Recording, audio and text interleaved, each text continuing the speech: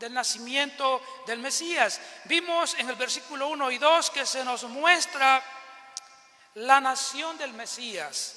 Vimos su comparación, versículo 1, Apocalipsis 12:1, el versículo 1 habla de una mujer, esa mujer representa a la nación de Israel, como lo vimos la semana pasada. Vimos también en el versículo 1, se muestra gloriosa esta nación, en el versículo 1, y luego vimos también su sufrimiento de esta nación, en el versículo 2, que esta mujer está encinta y está a punto de dar a luz un hijo, y ese hijo es Jesucristo. También vimos versículos 3 al 4, donde se nos muestra el enemigo del Mesías, el enemigo de este niño que la nación de Israel dio a luz, que es Jesucristo. Vimos las características del enemigo de Cristo, y se nos muestra ahí como un dragón, y se dan descripciones acerca de este dragón que representa aquí a Satanás. También vimos su influencia de Satanás, versículo 4, arrastra la tercera parte de los ángeles con él, los influencia y los siguen. Vimos su propósito en el versículo 4. El propósito de este dragón es devorar al niño que está por nacer, que va a nacer de la nación de Israel y que ya nació, que es Cristo. También vimos que se nos muestra el nacimiento del Mesías, versículo 5, 12:5 de Apocalipsis. Ahí consideramos que se nos habla del nacimiento, se nos habla de su gobierno, reinará todas las naciones con puño de hierro. También se nos habla de este niño en el versículo 5, su exaltación.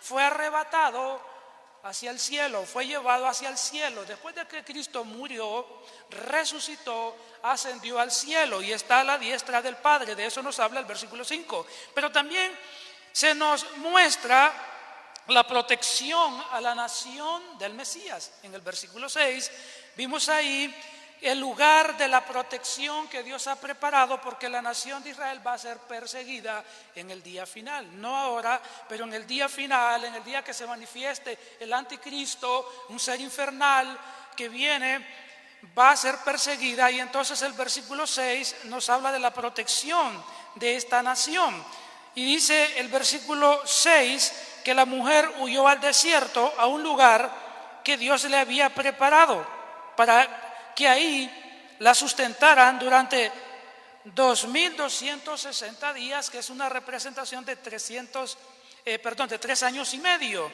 Pero también vimos ahí el tiempo, ¿verdad?, de la protección, donde esta mujer, que es la nación de Israel, estará en el desierto, protegida por Dios en el día final, porque va a ser perseguida. Versículos 1 al 6 tiene que ver mucho con la primera venida de nuestro Señor Jesucristo.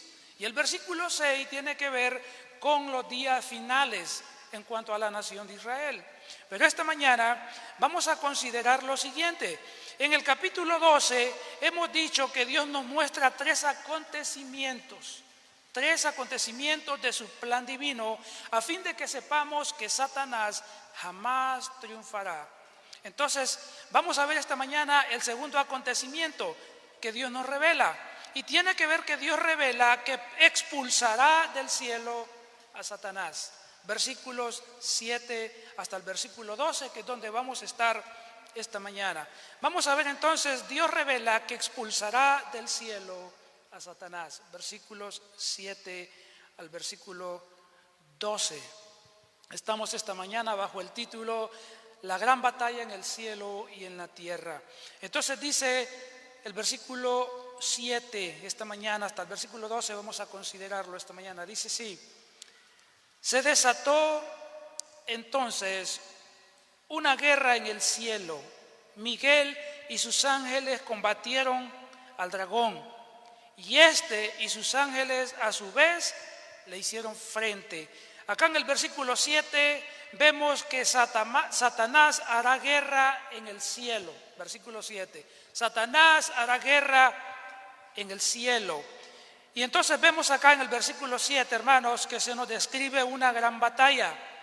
Ya en el tiempo pasado ha habido oposición de Satanás a Dios. En el tiempo pasado, hermanos, ya hubo batalla y oposición satánica. Y eso lo vemos en Isaías, en el capítulo 14, 12 al 14.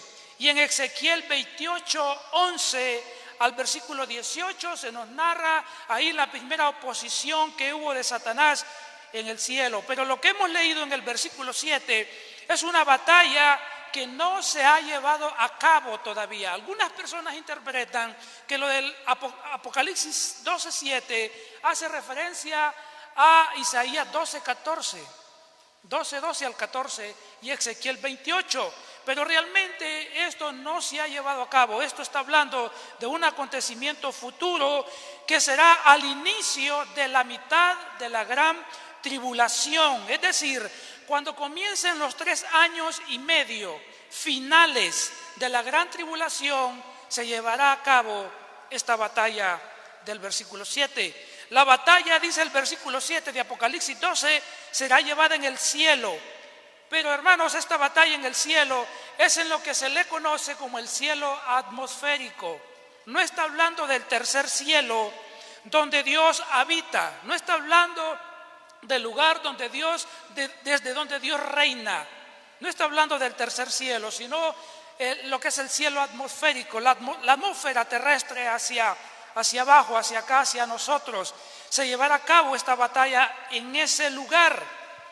La Biblia nos dice que Satanás es el príncipe de la potestad del aire. Por ejemplo, encontramos nosotros en Efesios, en el capítulo 2, versículo 1 al versículo 2, nos dice lo siguiente: y Él les dio vida a ustedes que estaban muertos en sus delitos y en sus pecados. Y el versículo 2 dice: en los cuales anduvieron en otro tiempo según la corriente de este mundo, conforme al príncipe de la potestad del aire, el espíritu que ahora opera en los hijos de desobediencia. Satanás opera en el área del espacio entre la atmósfera, la tierra. Es la operación del diablo, según nos dice Efesios 2, 1 y 2 que hemos leído. Pero Apocalipsis 12:7 nos dice que esta batalla en el cielo va a ser librada por, dice el versículo de Apocalipsis 12:7, por Miguel y sus ángeles. Y acá encontramos entonces quién va a enfrentar a Satanás en esta gran batalla. Acá Miguel tiene un significado este nombre. Su nombre significa quién es Dios, quién es como Dios, quién es como Dios. Y Miguel acá, este ángel realmente es un arcángel, es el arcángel Miguel. Este arcángel es el que Dios utiliza, el que Dios tiene para pelear, proteger la nación de Israel. El arcángel Miguel va a enfrentarse en el día final con Satanás. Y dice que el arcángel Miguel, dice Miguel, pero es el arcángel Miguel y sus ángeles. Miguel, hermanos, tiene un gran ejército de ángeles que están con él para batallar, para pelear. Están bajo su mando, están bajo su dirección, porque el arcángel Miguel es un ángel guerrero que protege, que pelea por el pueblo de Israel. Y el versículo 12 nos dice: Miguel y sus ángeles combatieron. Y la palabra aquí, hermanos, combatieron, literalmente es tuvieron que combatir, que nos da la idea que quien comenzará la batalla en ese tiempo es Satanás. Satanás comenzará esta guerra en el cielo y Miguel y sus ángeles entonces vendrán a enfrentar a este enemigo en el día final. La palabra combatir da la idea también que es una batalla muy intensa, será una batalla muy violenta en ese momento en el cielo. Y tenemos entonces acá algo que el pasaje no nos describe. ¿Qué no nos describe este pasaje? Hermano, los ángeles y los demonios no tienen cuerpo.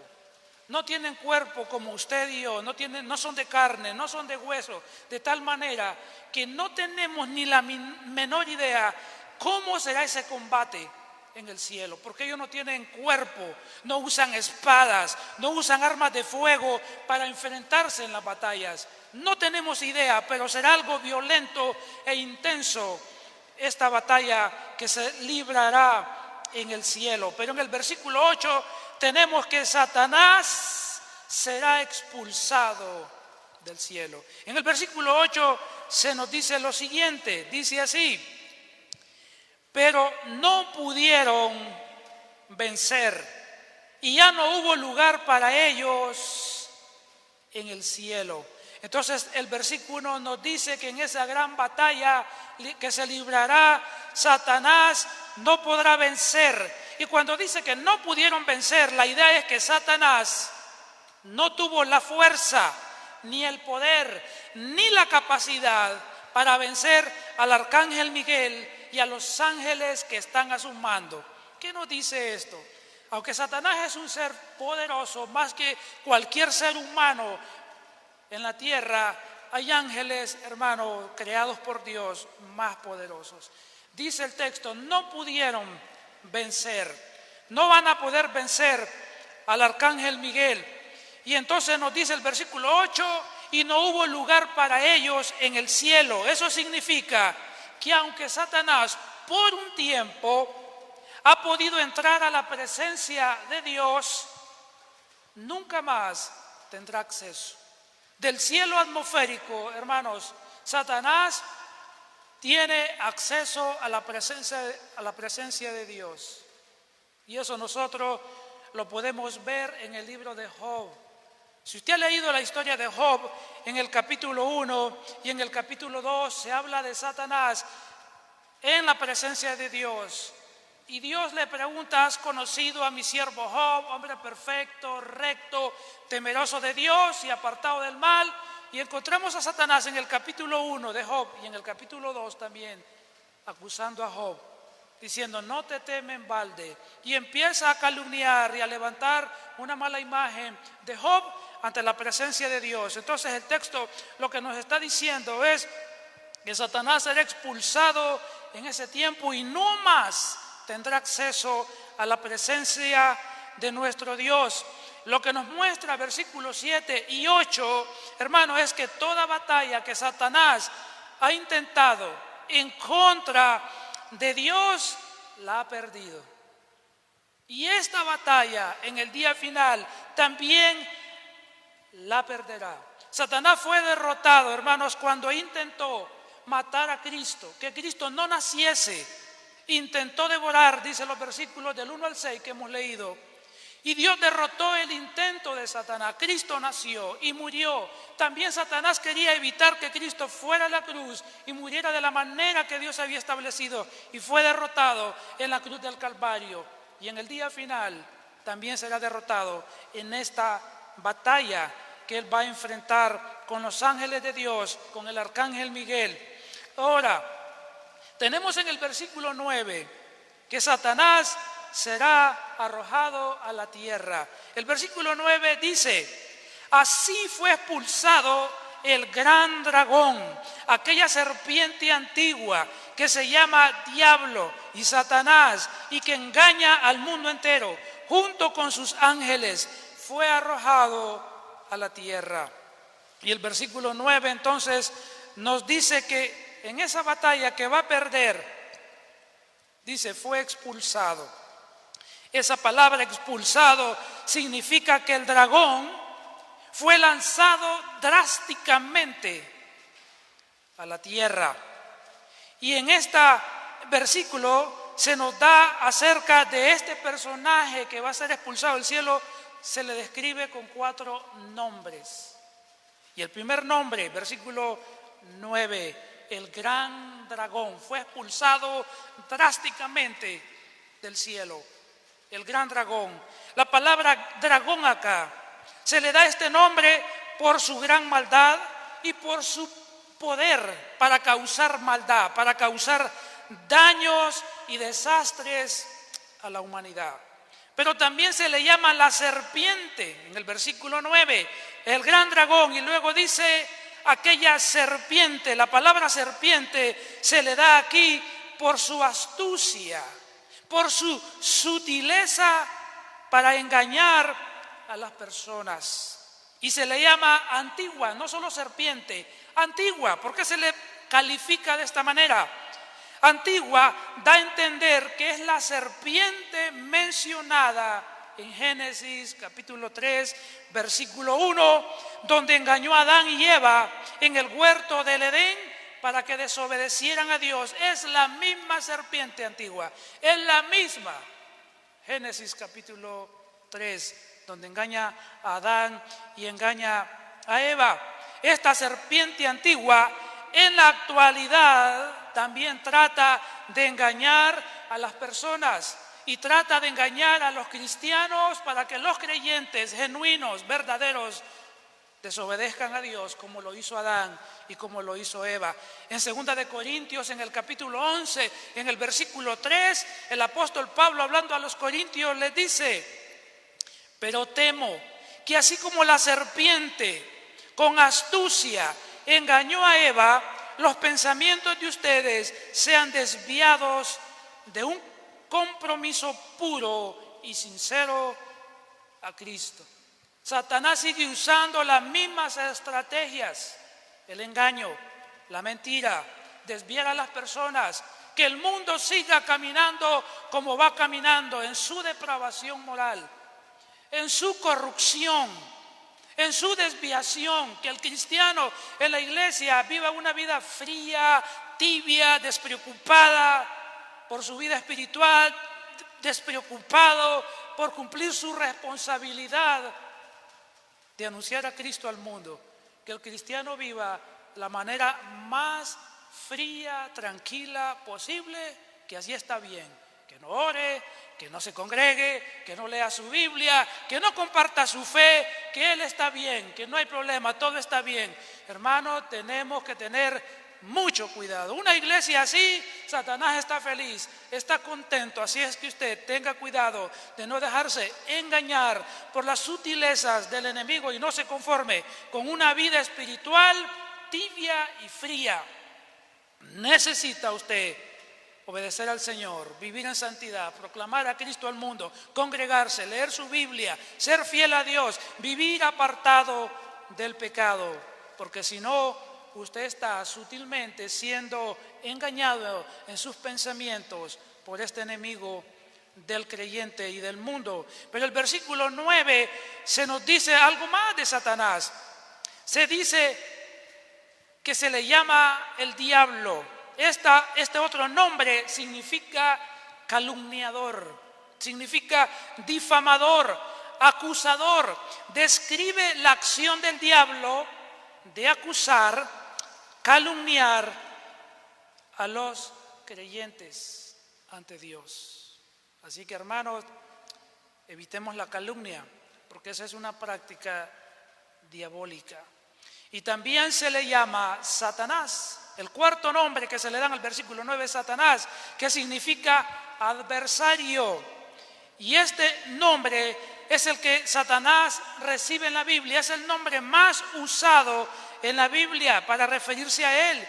Y es porque él es el enemigo de Dios y el enemigo del pueblo de Dios. Se ha descrito con 4 nombres este personaje que tenemos acá, y el versículo 9 dice: Satanás, la serpiente antigua, el diablo. Luego dice: el cual engaña al mundo entero. Y la palabra engañar significa aquí, hermanos, extraviar, llevar a alguien por el mal camino de una forma constante, de una forma continua. Y esta es la actividad constante y permanente de Satanás, de engañar al mundo y llevarlo hacia la perdición por medio de sus engaños. Jesús, hablando en Juan 8:44 del carácter de Satanás y de cómo ha engañado a personas y había engañado a los que vamos a mencionar o los que se mencionan en el capítulo 8:44, Jesús le dice a estos judíos: ustedes son de su padre el diablo, cuyos deseos quieren cumplir. Desde el principio, este ha sido un asesino y no se mantiene en la verdad, porque no hay verdad en él.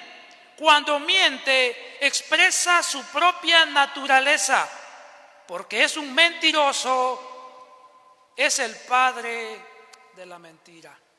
Así es que otra de las características de Satanás, varias mencionadas en Juan 8:44, es homicida, hermano, pero es un mentiroso. Él es el padre de la mentira. Así es que, creyente, hermano en la fe, esta mañana, evite la mentira, evite la falsedad. Ya dijimos, evite la calumnia, la falsedad, pero evite también la mentira. Evite ser un acusador. Evite, porque esas son prácticas, no de un creyente, son prácticas principalmente de Satanás y luego de todos aquellos que no han conocido a Cristo como su Señor y como su Salvador. El versículo 9 termina diciendo que Satanás, junto con sus ángeles, fueron arrojados a la tierra. De aquí vemos entonces que del cielo Satanás fue arrojado a la tierra, donde vendrá a hacer mucho daño.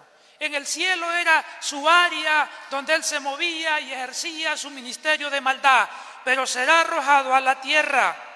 Y los habitantes de la tierra no solo van a sufrir a causa de la presencia diabólica de Satanás, sino que también la tierra va a sufrir los demonios que están a cargo de Satanás, porque todos serán arrojados a la tierra. Y este tiempo final será una manifestación terrible de demonios sin precedentes. O sea que lo que le espera a la tierra, hermano, es terrible en el día final. ¿Qué es lo que detiene que Satanás no manifieste toda su furia ahora y su poder y su maldad? ¿Sabe qué es, hermano? Lo que evita la iglesia. Que la iglesia está en el mundo.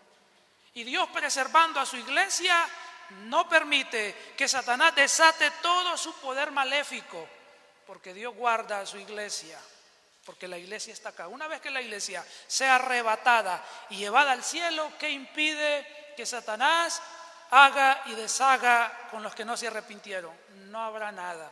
Así es que la iglesia es una bendición para el mundo. Aunque el mundo menosprecia a la iglesia, aunque personas menosprecian la iglesia, aunque vecinos suyos menosprecien su persona, familia, en su trabajo, en el mundo entero. Pero el mundo no se da cuenta que gracias a la iglesia Dios preserva todavía que el mundo no se deteriore y no se corrompa más de lo que está corrompido. Pero una vez que Dios quite su iglesia, nada impedirá que Satanás actúe a sus anchas en la tierra. Lo que vemos en los versículos 7 al 9, hermanos, es que Satanás entonces no es un enemigo que debemos ignorar. Tampoco es alguien que tenemos que tratar de enfrentar con nuestras propias fuerzas. Es un ser poderoso, más que nosotros, hermanos. Es un ser poderoso, de tal manera que nunca trate de enfrentarlo en sus propias fuerzas, pero tampoco lo sobrevalore. Porque aunque es poderoso, no es todopoderoso. Solo Dios es todopoderoso. Y Dios le ha vencido a Satanás a través de la historia. Dios es el ser más grande, eterno, infinito y todopoderoso. Y lo ha vencido. Y sabe, lo venció por medio de Jesucristo también en la cruz del Calvario. Así es que no lo sobrevaloremos, pero tampoco lo minimicemos. Tengamos los cuidados y las precauciones que la Escritura nos enseña acerca de este enemigo. Pero luego ahora vamos a ver los versículos 10 al 12, donde se nos habla que después de esta gran victoria en el cielo, habrá alabanza en el cielo. Habrá alabanza en el cielo, versículo 10 al versículo 12. Y nos dice entonces lo siguiente. Lo que vamos a ver acá, versículo 10 al 12, que hay 3 razones de esta alabanza en el cielo. 3 razones. La primera razón, por el establecimiento del reino de Cristo. Versículo 10. Luego oí en el cielo un gran clamor. Ha llegado ya la salvación y el poder y el reino de nuestro Dios. Ha llegado ya la autoridad de su Cristo, porque ha sido expulsado el acusador de nuestros hermanos, el que los acusaba día y noche delante de nuestro Dios. Aquí tenemos la primera razón de la alabanza en el cielo, el establecimiento del reino de Cristo. La voz que se oye en el versículo 10 en el cielo proclama en forma de alabanza. Es una adoración lo que se proclama en el versículo 10. Y esta adoración proclama 4 verdades. Observe 4 verdades acá que ellos expresan en esta alabanza. La primera verdad es: ha llegado la salvación. Y esto se refiere a la salvación de los creyentes, pero también a la liberación de la maldición, del pecado y del gobierno de Satanás. Y la segunda verdad es: y ha llegado el poder. Eso se refiere al poder ilimitado de Dios, que destruye la maldad de Satanás y que destruye toda oposición de la rebelión humana.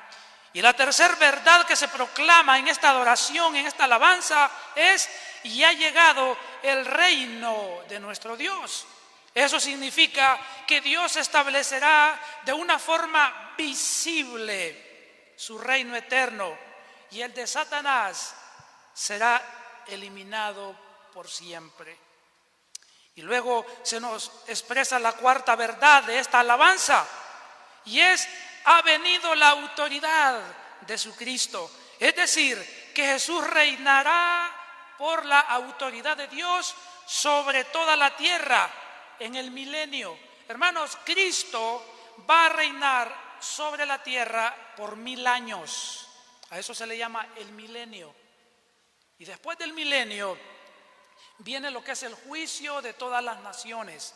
Y después del juicio de todas las naciones, el reino eterno de Dios sobre todo el mundo, sobre todo el universo. Entonces acá, hablando de esto, de que ha venido el reino de Cristo, es algo profetizado en el libro de Salmos, capítulo 2, versículo 6 al versículo 9. Y después de ese reinado milenial, Cristo entregará el reino a Dios el Padre, como está escrito en 1 Corintios, capítulo 15, y en el versículo 24.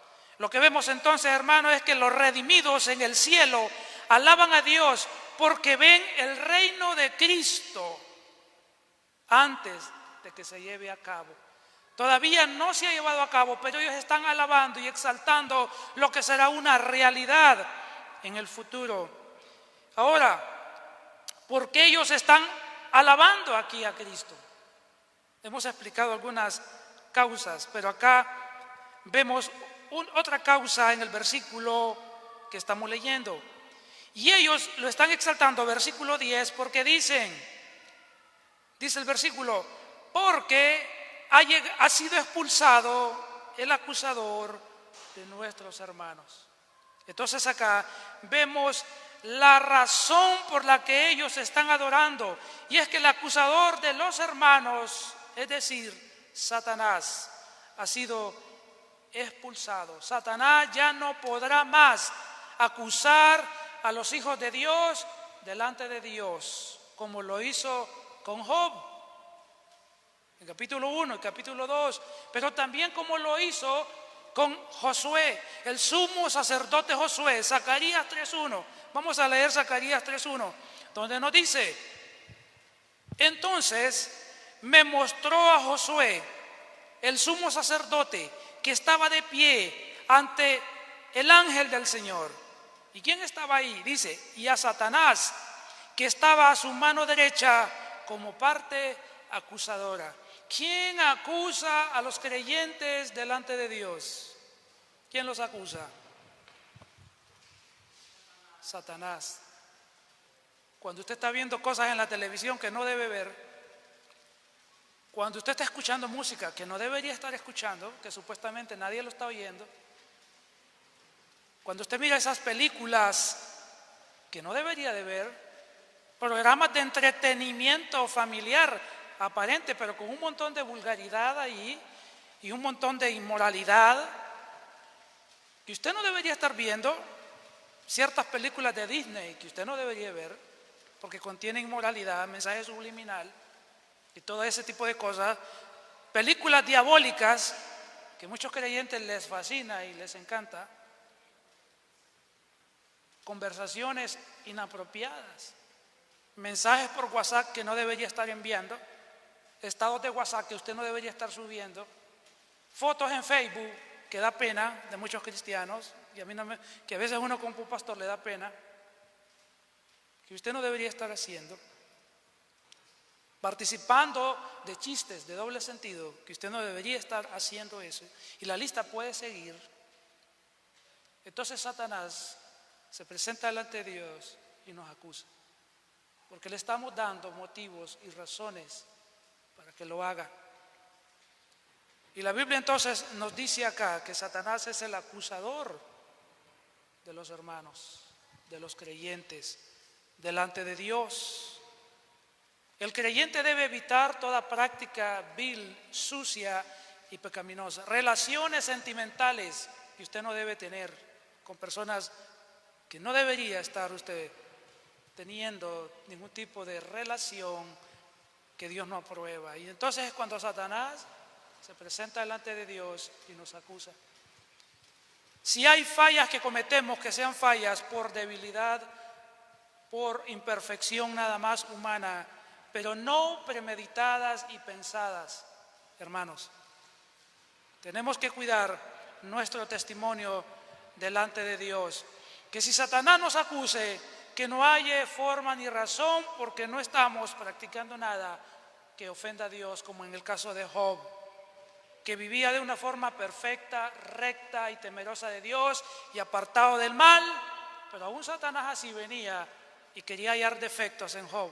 Pero Dios conocía a Job, Dios conoce su vida, Dios conoce la mía, y Dios sabe cuando algo es verdad y Dios sabe cuando algo es falso. Que su vida entonces se mantenga lo más limpia y apartada del pecado, y no demos a Satanás nosotros de qué hablar y de qué acusarnos ante Dios. Entonces tenemos acá que Satanás acusa al creyente, como dice el versículo y lo que hemos leído de Zacarías 3:1. En el versículo 10 entonces se nos dice que Satanás a los creyentes los acusaba o los acusa de día y de noche delante de nuestro Dios, versículo 10.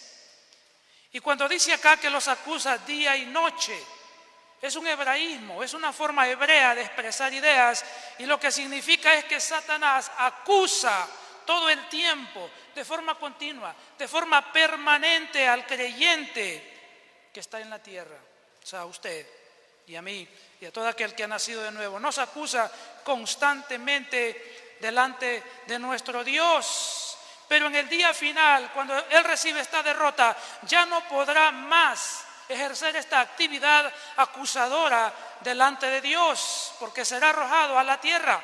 Los creyentes tenemos ahora en Cristo un abogado que nos defiende de las acusaciones, de las mentiras de Satanás.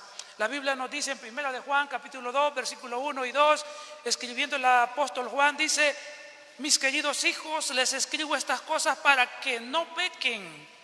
Pero si alguno peca, tenemos ante el Padre un intercesor, a Jesucristo, el justo. Él es el sacrificio por el pecado, Él es el sacrificio por el perdón de nuestros pecados, y no solo por los nuestros, sino por los de todo el mundo. Gracias a Dios, Jesucristo es nuestro intercesor delante del Padre Celestial.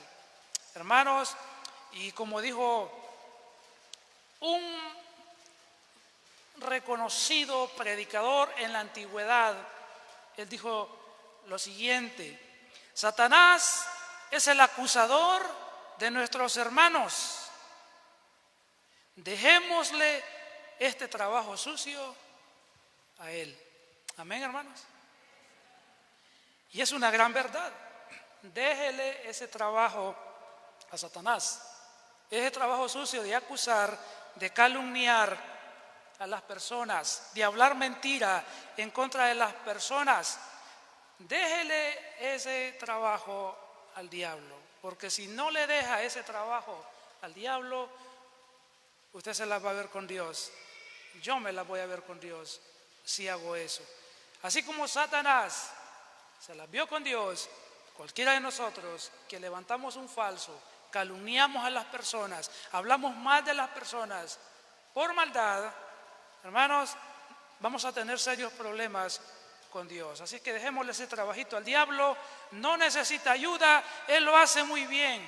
Así es que no sea usted un imitador del diablo, imite a Cristo, imite al Señor Jesucristo, viva como Él, viva en santidad, apártese del pecado, ame a sus hermanos, ore por ellos, anímelos, exhórtelos en amor, pero no los calumnie ni levante falsedad en contra de sus hermanos en la fe, porque ya Satanás lo hace y lo hace con maldad, con mala intención.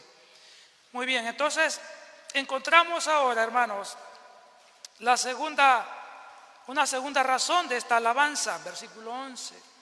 En el versículo 11 dice, nos va a hablar que esta segunda razón de la alabanza es por la derrota del acusador de los creyentes. Versículo 11, pero ellos lo han vencido por medio de la sangre del Cordero y por el mensaje del cual dieron testimonio. No valoraron tanto su vida como para evitar la muerte. Acá tenemos entonces que estos creyentes, dice acá, lo han vencido. ¿A quién? A Satanás. Y lo han vencido, hermanos, y nos da dos fundamentos acá. Vamos a ver el versículo 11. Dos fundamentos de esta victoria de los creyentes sobre Satanás. Satanás, hermano, pasa de derrota en derrota en el capítulo 2. Lo venció Cristo, nació, murió, resucitó. Lo vencieron los ángeles en el cielo, fue arrojado a la tierra y ahora lo vencen los creyentes. Es un perdedor, hermanos, es un vencido, Satanás. Y gracias a Dios que nos muestra su palabra, porque si no, hermanos, estaríamos como el mundo afuera que compara a Satanás en igual poder con Dios. Eso es falso. Satanás es un ser creado y es un ser derrotado. Dice entonces la Escritura acá, el versículo 11, nos da dos fundamentos de la victoria de los creyentes sobre Satanás. El versículo dice 11, lo han vencido por medio de la sangre del Cordero.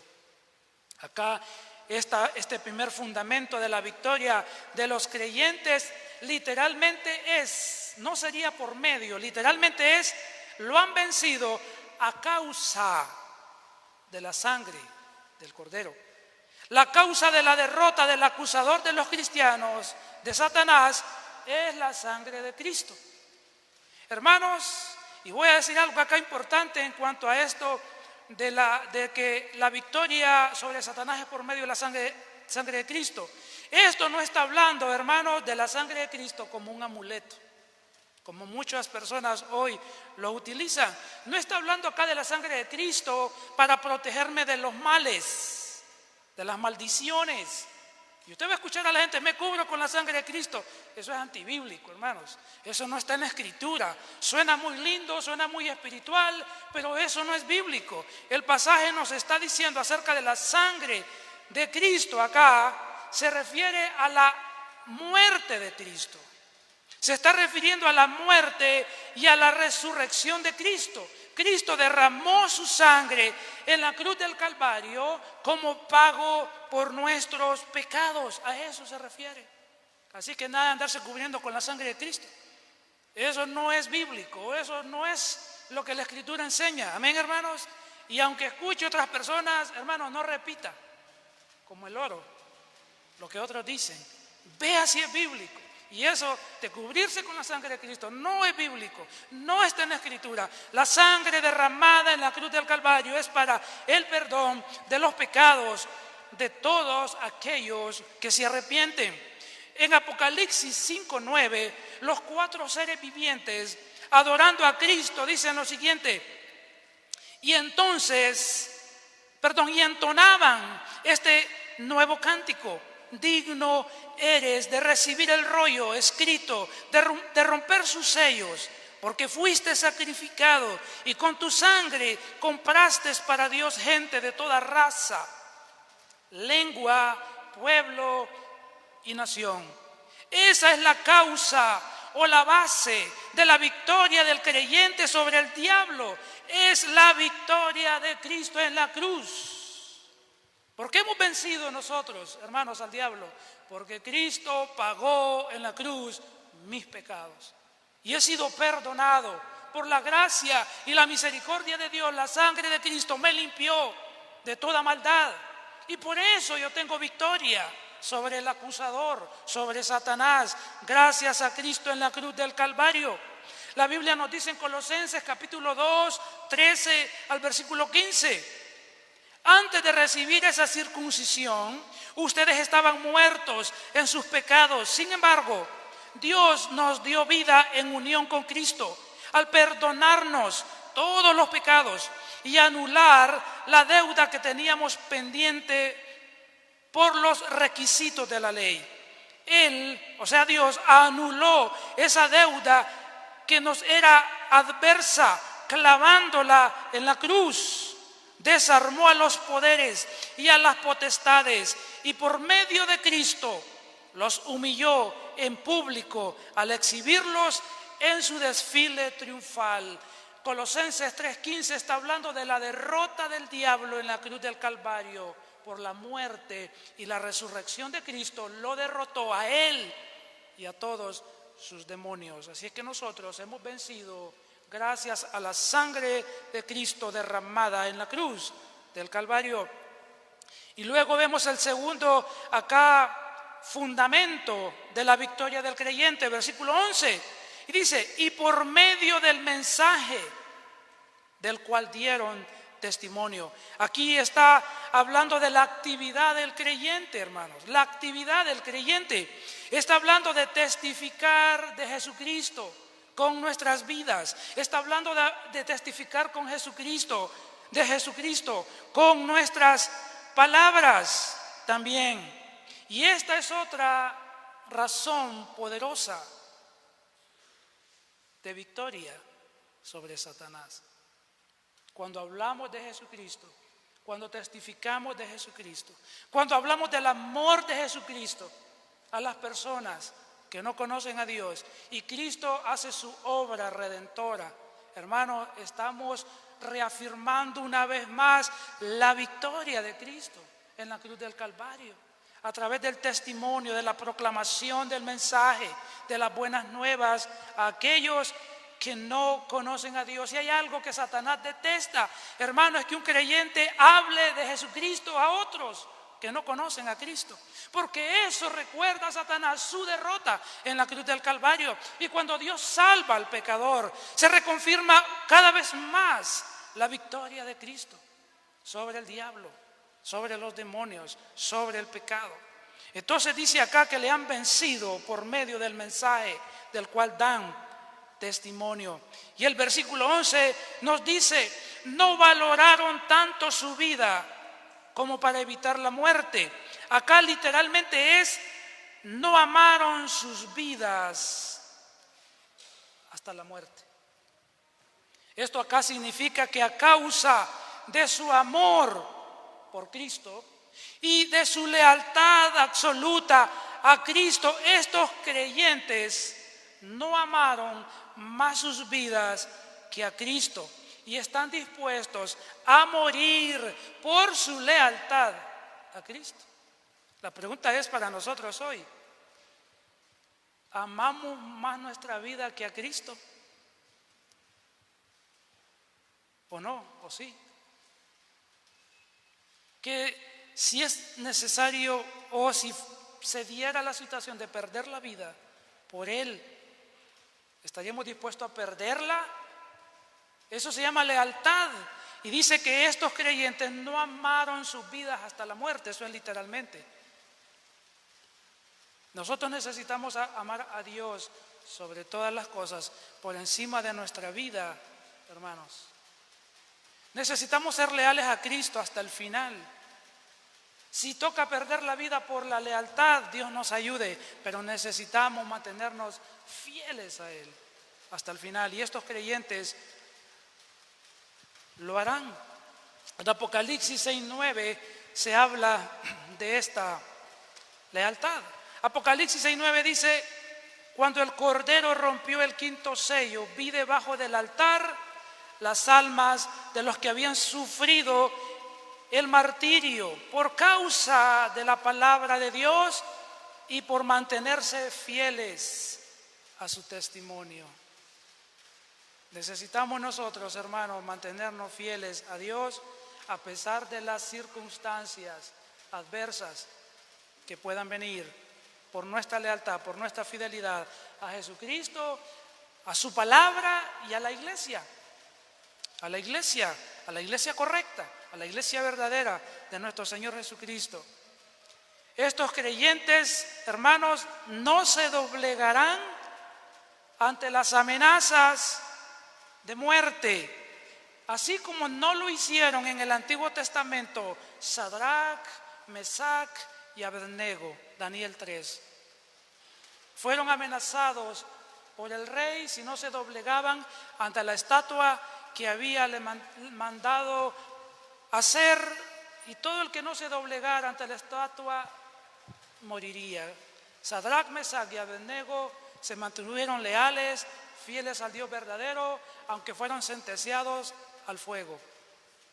Nosotros necesitamos mantenernos fieles a Dios. Como vemos en la Escritura, muchos ejemplos de hombres, de siervos de Dios, que aún a pesar de perder la vida, no se doblegaron a este mundo, ni al pecado, ni al diablo, ni a nadie. Así es que necesitamos mantener fidelidad total a Cristo. Ahora veamos la tercera razón de la alabanza, versículo 12. Por la victoria, por la victoria de los fieles en Cristo, la tercera razón de alabanza, versículo 12. Por eso alégrense cielos y ustedes los que lo habitan, pero ay de la tierra y del mar. El diablo, lleno de furor, ha descendido a ustedes porque sabe que le queda poco tiempo. Versículo 12 nos dice: por eso, es decir, por la derrota de Satanás, por el establecimiento del reino de Cristo, por la victoria de los creyentes que se han mencionado en los versículos precedentes, dice: alégrense los cielos y ustedes que habitan en ellos. Esto acá es un llamado, esto es un mandato a los que habitan en el cielo, es un llamado que se da a los ángeles, es un llamado a los 4 seres vivientes que están ahí, es un llamado a los 24 ancianos que están en el cielo, que representan la iglesia, a que ellos se unan a esta gran alegría. Satanás ha sido derrotado y no tendrá más acceso a la presencia de Dios. Y este es el motivo de gozo en el cielo. Y será un motivo de angustia en la tierra. Porque el versículo dice: pero hay en el cielo gozo, alegría, pero hay de la tierra y del mar. Y este hay acá, hermano, es en referencia porque Satanás viene ahora hacia la tierra, es arrojado en la tierra y viene lleno de furor. ¿Sabe qué significa eso? La palabra lleno de furor significa hierve de ira. Viene encolerizado Satanás cuando es expulsado a la tierra. Esta ira es una ira con violencia y no solamente algo emocional. La razón de su ira, versículo 12, porque sabe que le queda poco tiempo. Aquí nos da la explicación de la ira de Satanás. La razón es que Satanás sabe que le queda poco tiempo. Él sabe en ese momento, por intuición, que pronto, que finalmente le queda poco tiempo para ser juzgado y lanzado al lago de fuego. Le queda muy poco tiempo para causar todo el daño que va a hacer. ¿Y quiénes van a pagar? Los habitantes de la tierra. La derrota que ha recibido en el cielo, las personas van a recibir toda la ira del diablo y sus demonios en ese tiempo. Pero la iglesia no está ahí. La iglesia, recuerde, está en el cielo. Pero los habitantes, los que no se arrepintieron de sus pecados, dice el texto, ¡ay de los habitantes de la tierra! Porque el diablo viene lleno de ira, porque sabe que le queda poco tiempo. Así que, hermanos, demos gracias al Señor, porque el Señor, gracias al sacrificio de Cristo en la cruz, nos libra de la ira venidera. La ira venidera es la gran tribulación que viene. Y los creyentes no estaremos ahí, estaremos en el cielo, pero los habitantes de la tierra estarán experimentando toda la ira de Dios. Es entonces necesario venir a Cristo y estar en Cristo, para que en el momento del rapto de la iglesia podamos irnos con Él al cielo. Vamos a orar.